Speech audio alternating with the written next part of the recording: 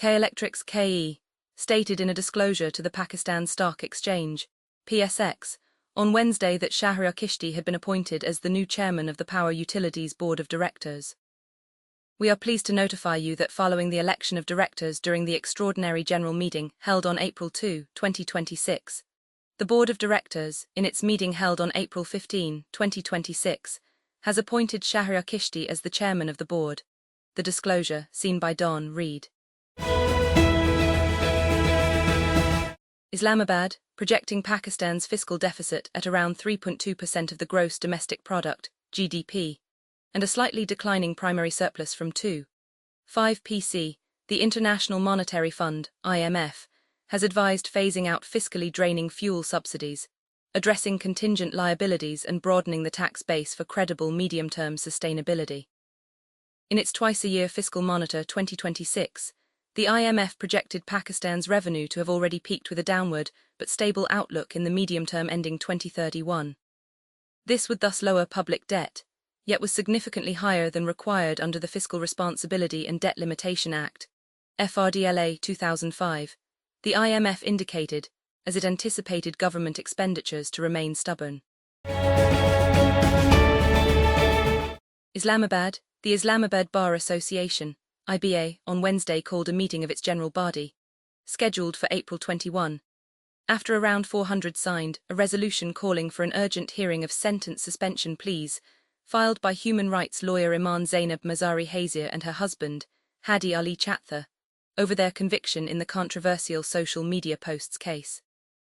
The IBA said the meeting was being called to discuss the sentencing and detention of Iman and Hadi, and it would be held at the District Courts complex in Islamabad.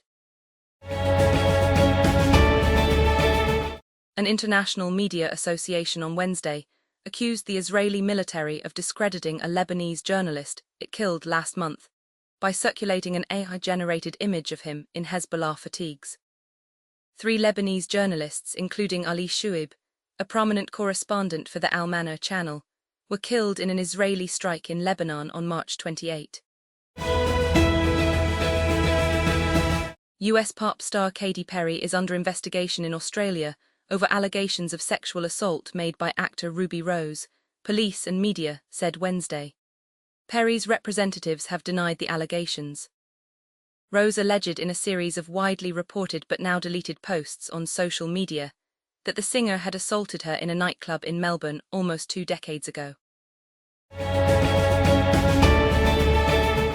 Islamabad, around 400 lawyers on Wednesday signed a resolution calling for an urgent hearing of sentence suspension pleas, filed by human rights lawyer Iman Zainab Mazari Hazir and her husband, Hadi Ali Chatha, over their conviction in the controversial tweets case. On January 24, Iman and Hadi were handed a total of 17 years in jail on multiple charges under the Prevention of Electronic Crimes Act, Pehel, by a sessions court in Islamabad, sparking outrage among rights groups, opposition parties and other segments of society. Japanese game studio Capcom is taking a big science fiction swing this week, with moonbound action title Pragmata, juiced by the success of hit franchises like Resident Evil. Following the adventures of an astronaut trapped on a moon base overrun by hostile robots, the new game set for release on Friday combines tense shootouts with puzzle-based hacking, allowing players to weaken enemies mid-gunfight. While the world breathed a collective sigh of relief as the US-Iran ceasefire took hold on April 8, that sense of calm may prove fleeting. The ceasefire is not conflict resolution. It carries a warning that in the absence of a sound legal architecture underpinning the talks, it risks becoming nothing more than an intermission between escalations. Islamabad, the Election Commission of Pakistan, ECP, on Wednesday said that it was necessary to conduct the local government elections of cantonment boards by August 8. According to a statement, Chief Election Commissioner Sikandar Sultan Raja chaired a meeting for consultations over the upcoming local government elections of the cantonment boards.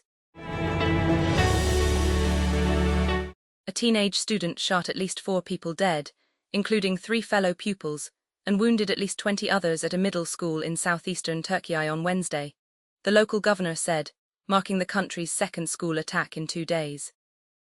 3 students and 1 teacher died in the attack in the province of Kahramanmaraş, Governor Mukerrem Unluwa told reporters, adding the shooter had shot and killed himself in the commotion.